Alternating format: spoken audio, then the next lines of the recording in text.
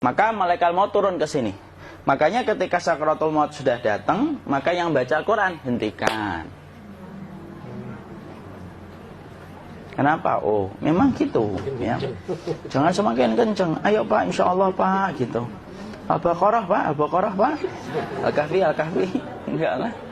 Yang baca Quran berhenti dulu. Kemudian digantikan dengan kita mentalkin. Antum agak ke sana dikit. Masya Allah ya.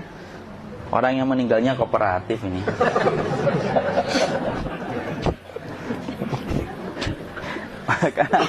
maka agak ke sini ya.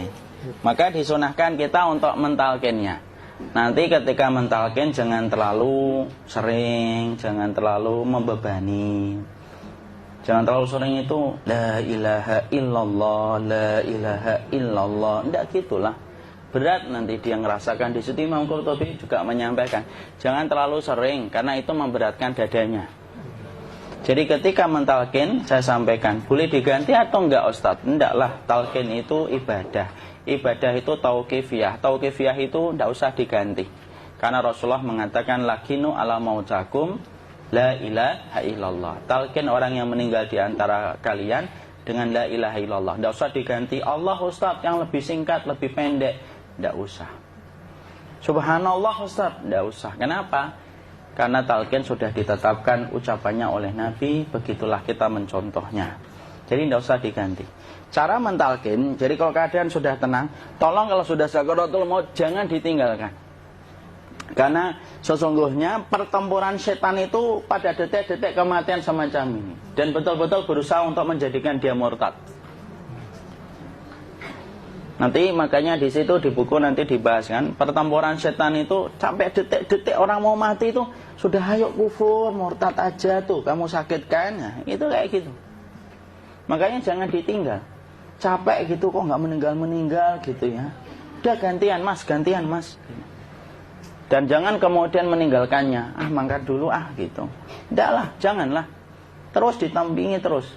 Kalau bisa ya sudahlah, berikan waktunya kita untuk sementara waktu itu betul-betul berkhidmah kepada orang yang kita cintai terakhir kalinya.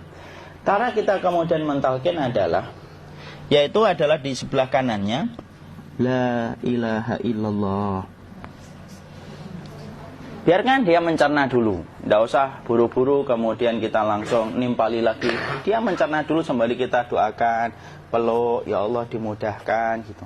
Kalau ada orang yang bisa ngucapin la ilaha illallah, itu siapa yang memberikan itu Ustaz? Yang memberikan kekuatan Allah Pak. Karena ngomong aduh aja sudah tidak mampu. Makanya Allah berfirman dalam surat Ibrahim, yusabbitullahu alladhina amanu bil qawli tsabit fil hayatid dunya wa fil akhirah. Allah teguhkan perkataan orang yang beriman dalam kehidupan dunia dan akhirat. Dunia itu ya ketika menjelang kematiannya. Makanya dia bisa ngomong la ilaha illallah. Sebenarnya ngomong aduh aja udah gak mampu. Kalau bisa ngomong, dia mesti ngomong aduhnya dulu. Tapi Allah yang menggerakkan. Ngomong la ilaha illallah. Makanya makana akhiru kalamihi la ilaha illallah dakhalal jannah. Barang siapa akhir kalamnya itu adalah la ilaha illallah, pasti masuk surga. Makanya kita lagi la ilaha illallah. Dah. Cerna dulu. Enggak usah minta diburu-buru ya. Enggak usah gini. Ayo la ilaha illallah. Ayo.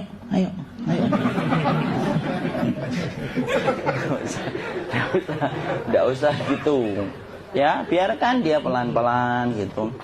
Ayo tapak, ya Allah capek saya Pak. Enggak usah gitu. Ya, ucapkan la ilaha illallah. Kemudian dia mencerna. Lalu kalau dia sudah mengatakan, untuk mengatakan la ilaha illallah. Ya, kalau sudah mengatakan la ilaha illallah, berarti sudah. Enggak usah ditalkin lagi, enggak usah. Belum meninggal juga Ustaz? Enggak apa-apa, biarin aja. Dia di situ aja. Kecuali dia ngomong lagi dan enggak usah diajak ngomong, alhamdulillah ya Pak, ya Allah gitu. Terus dia jawab, alhamdulillah. Ya. Itu berarti ucapan terakhirnya alhamdulillah. Atau ketika habis ditalkin la ilaha illallah, dia ngelihat air. Nah, itu berarti ucapan terakhirnya air. Talkin lagi. Nggak usah marah. Aduh Pak minta air. Kuncinya. Mau minta air nanti aja dikubur gitu loh. Jangan gitu. Biarin aja. Jangan kemudian setelah la ilaha illallah. La ilaha illallah. Terus, ayo tutup, awas ya ngomong lagi ya. Nggak usah gitu juga. Maka kemudian setelah la ilaha illallah sudah, nggak usah diajak ngomong gitu. Terus kemudian nggak usah ada anaknya perempuan, ya Allah Pak, sudah bisa ngomong la ilaha illallah, usah gitu. Cukup dalam hati alhamdulillah gitu. Diam kita dengerin gitu. Disitulah nanti biasanya tadi detik dia terakhir. Dia nanti ngeliat di sini Pak, prosesnya itu. Nanti kaki langsung sebagian jempol dingin dia. Kaki, telapak kakinya langsung kalau kita geningkan dingin kayak kaki yang kena AC langsung. Kemudian dia langsung ningkup gini, dikit dia, mulai kaku dia. Atau kalau enggak, gini dia. Langsung kayak jatuh, kayak kepala nanti yang paling terakhir. Kepala itu pasti ada gerakannya Pak, ini meninggal itu. Pasti gitu. Pasti gitu. Karena apa? Sudah tidak ada beban ruh yang menahannya. Ya, cabut ya, set pelan, maka kemudian malaikat itu. Tapi tetap sakit lah. Walaupun dikatakan ringan, tetap sakit. Maka kemudian sakit gitu. Set ngelewatin sini. Jantung kemudian sudah tidak berfungsi. Kemudian ginjal Pak, ngelewatin ginjal tidak berfungsi. Bapak bayangkan kan, kalau yang pernah sakit batu ginjal Pak, sepakat nggak kalau kita batu ginjal itu sakitnya luar biasa Pak? Itu baru titik batu kecil di ginjal. Kita bisa bayangkan tiba-tiba ginjal tidak berfungsi. Sakitnya kayak apa Pak? Tiba-tiba ginjal nggak berfungsi, pankreas naik, kemudian tak jantung. Jantung ini dia masih hidup dia, di sininya masih hidup walaupun jantungnya sudah berhenti. Naik. Kemudian mata, dia ngelewatin mata. Organ tubuh yang paling setia sama ruh itu mata. Maka kemudian mata dia ngelihat dia, set. Ngelihat set keluarnya, set naik dia. Ya dilihat ini sama dia. Makanya Rasulullah mengatakan innar ruha idza qubida tabi'ahul basar. Ruh itu kalau dicabut, mata itu ngikutin kemana perjalanan ruh itu. Makanya ada yang meninggalnya gini. Ya itu bukan tanda su'ul khatimah. Itu tanda fitrahnya mata ngikutin ruh. Atau kemudian bukanya sedikit. Ada yang kayak senyum Pak. Ada yang kesini yang keringetan. Nah, itu tanda husnul khatimah. Ada yang senyum. Jadi sakitnya setelah selesai itu plong gitu loh. Makanya kemudian ada yang tersenyum. Maka itu tanda. Kalau kita ngelihat orang yang membuka mata kayak gini, tidak usah takut. Cepat-cepat kemudian kita nanti tutup. Biasanya kalau terlalu lama, itulah yang menjadikan ini tidak bisa ditutup. Makanya harus pakai kapas akhirnya. Karena apa? Karena pas meninggal nggak langsung ditutup. Biasanya karena perawat takut, dokternya juga nggak tahu itu, dibiarin itu. Makanya ada beberapa mata yang ditutup pakai tensoplas kan? Sebenarnya kalau langsung bisa nutup dia, fitrahnya nutup mata itu. Jadi kemudian kita baca Allahumma firlahu warhamhu wa'afihi wa'fuanhu atau bismillah wassalatu wassalamu ala rasulillah, tutup. Bismillah. Tidak usah takut. Kecuali buka lagi ya, ini baru kita kabur bareng. Kalau buka lagi Pak, Insya Allah Pak, ya Allah ya kita kabur bareng-bareng Pak. Diusap Pak, diusap gini. Ini enggak disenggol gini enggak. Begini kan, sudah meninggal dunia. Tangan boleh begini, boleh diluruskan, enggak ada ketentuannya. Boleh gini, boleh kemudian lurus. Tidak usah disalahin kalau ada yang lurus. Lu itu tangannya gimana sih? Posisikan kayak sholat. Nah, ada perintah kayak gitu. Jadi kemudian dikondisikan saja. Terus maka kemudian dipijit-pijit, akiknya dikeluarin. Kemudian jamnya dilepas, gigi palsunya dilepas kalau ada. Ya. Kemudian apa setelah itu? Coba buku.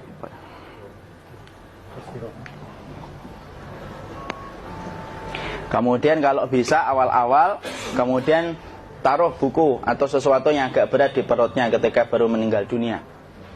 Kenapa kemudian ditaruh kayak gini? Bukan apa-apa, supaya membantu sisa-sisa pencernaan dia untuk keluar. Nanti Pak, biasanya kalau kita taruh agak yang berat gini atau kemudian kita gini-gini kan, ini udah makan belum Akhi? Udah makan belum makan kok udah gede ya?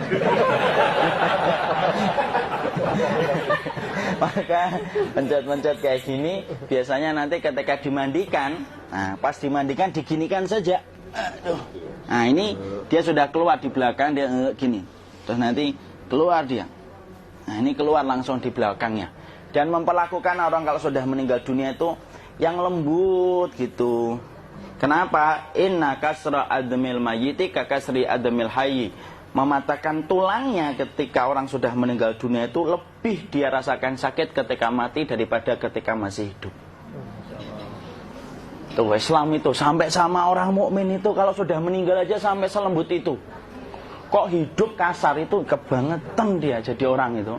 Oh sampai orang mati itu kemudian disuruh yang lembut, kalau ada aib disuruh nutup, tidak boleh diceritain. Misalkan di belakangnya beliau ini ada tompel, gagah-gagah tompelnya gede gitu. Tidak boleh cerita, Masya Allah loh. Sampai segitunya sunnah itu, ngajarin kita untuk nutup aib. Kalau ada orang belajar sunnah sukanya buka aib, nyari-nyari kesalahan orang. Sunnah yang mana dia pelajari itu, saya bingung. Makanya kemudian gini, setelah selesai, maka kemudian tutup dengan kain. Maaf ya, Khi. Ya. Nanti kalau nggak kuat napas ngomong ya. Maka ditutup kayak gini, ditempatkan kemudian jangan di tanah, tapi di atas dipan. Karena apa? Syekh Abu Malik Kamal Said Salim dalam Sahih Fikih Sunnah menyampaikan supaya tidak cepat busuk. Dia taruh di atas. Kemudian ditutup pakai kain apa saja, ya, sembari nanti kita mempersiapkan tempat mandinya, tempat kafannya dan yang lain sebagainya. Maka kemudian kalau ada yang datang boleh dibuka. Kemudian kita mencium ininya apa? Kemudian keningnya. Kemudian kita berdoa, nutup lagi kayak Rasulullah ditutup. Kemudian yang datang terakhir itu salah satunya Abu Bakar. Dibuka kemudian beliau, ya Allah ya Rasulullah, engkau adalah orang yang percaya hidup dan matimu, dan tidak mungkin Allah itu mematikan engkau 2 kali ya Rasulullah. Maka kemudian ditutup kembali. Saat itu para sahabat dalam keadaan mendung semuanya. Maka disitulah kita lakukan kayak gini, ditutup gini Ustaz ya. Kasihan tidak bisa napas.